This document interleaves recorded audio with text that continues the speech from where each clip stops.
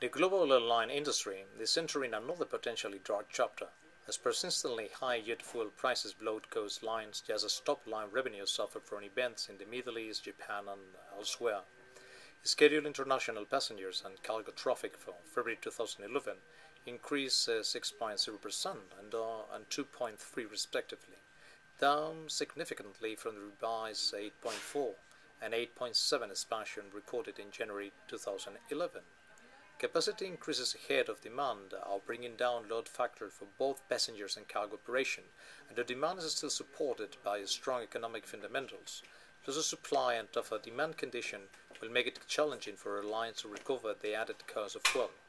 What is especially worrying when 1.4 is the average global expected margin for 2011 for airlines.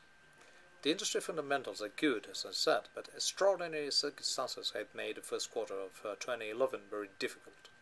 Let's analyze the most relevant. First, turmoil in MEA and North Africa. At the rest in Egypt and Tunisia spreads across the Middle East and North Africa. Demand growth across the regions is taking a step back. Middle East airlines saw demand growth fall from 12.0% in January to 8.4% in February.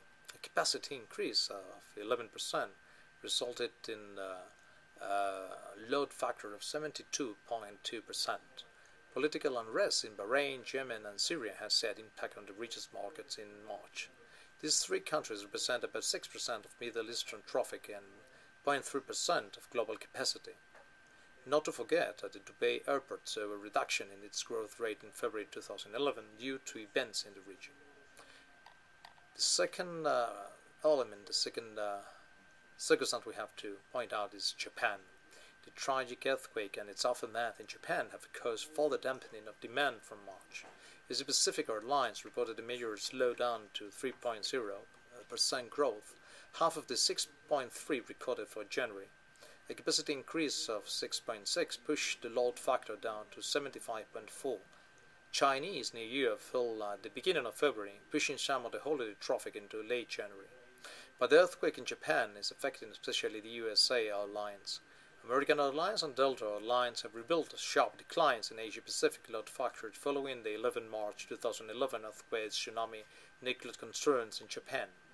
The load factor declines occur as both carriers significantly expanded Asia-Pacific capacity to record high levels, a situation now being unbound on services to Japan.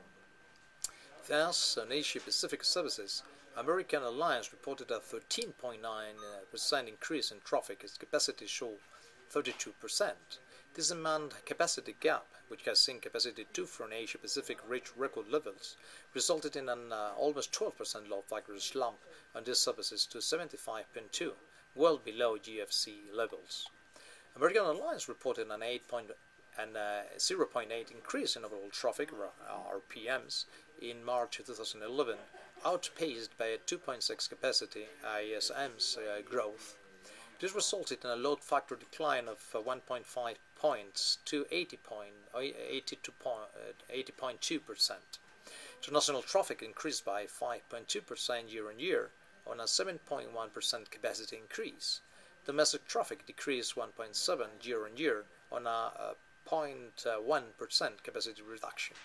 The carrier has announced plans to suspend two of its 6 daily services to Japan between the 6th of April to the 25th of April due to a slump in traffic in the earthquake and tsunami. Meanwhile, has proceeded with the 1st of April launch of its joint venture with Japan Airlines, enabled the carriers to coordinate the schedules and set fares and market promotion jointly. The two carriers also commenced their expanded code-share agreement on March 27th, as part of which American Airlines is co-sharing on Japan Airlines domestic services. The downturn of Japan contrasts with the rise of China, especially the Beijing airport. The terminal that was opened for the 2008 Olympic Games remains the planet's largest in terms of area, and there's already discussion of the need for another airport to serve the city's needs. The growth is being driven by an ever-expanding cadre of Chinese airlines led by Air China, fresh from a record 1.85 billion profit in 2010. With so many Chinese airlines, it is possible for each of the alliances of the worldwide alliances to have a presence in the market, and with over 35% of the seats supplied by unaligned airlines, there are links up likely to be formed in the future.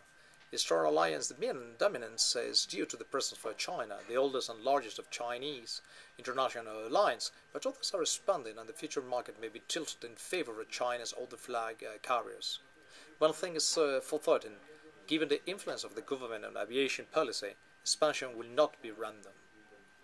The third element we have to consider is fuel price. Dalman Rose analyst Helene Becker, after analyzing the 8 largest U.S. airlines, their strengths and weaknesses, and the relative position in the industry, concluded that the 8th largest airlines will see double-digit year-over-year increases in top-line revenues in 2011.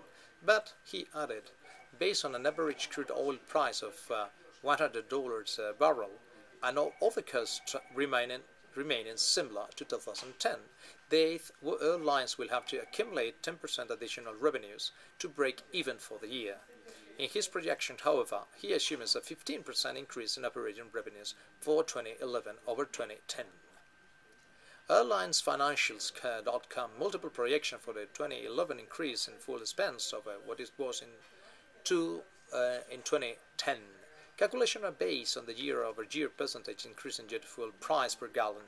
Each airline's total operating revenue and operating income for 2010 is shown with the red highlight numbers indicating the breaking point in fuel costs when airlines will begin showing an operating loss. Assumptions are made that each airline's operating revenue will increase by 15% over 2010. Estimated for each airline's current fuel hedging program have been taken into account. So we see that if the fuel increases its prices around 30%, the bottom line will be painted in red. Fuel is every airline's highest expense item and covers more than 30% of an airline's total revenue. So airlines will have to raise revenues and or decrease cost to keep up, and since the airline industry has reduced costs drastically over the past few years and the majority of airline employees are currently working on pay rates and were rules for 20 years ago, it's my bet fares are going up and capacity must go down to match a declining demand due to anticipated higher airfares. Perhaps the greater question in terms of fuel urgency is the schedule for bringing blended biofuels to the fore, which cannot come soon enough for some. To date, fuel testing challenges resulting from jet fuel contamination had pushed back the expected boat establishing fuel standards until August. With that, 2 airlines will launch the scheduled flights, Lufthansa, Frankfurt to Hamburg, and TAM, Rio de Janeiro, Sao Paulo, both on short-haul services.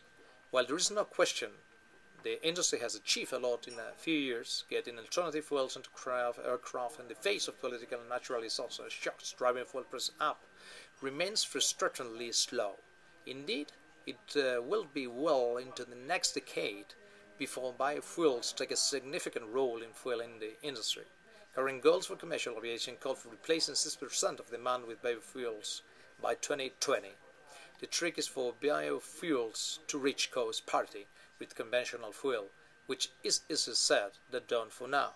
However, the rising cost of emission will ultimately close the gap between bio and traditional fuel, according to ATAG.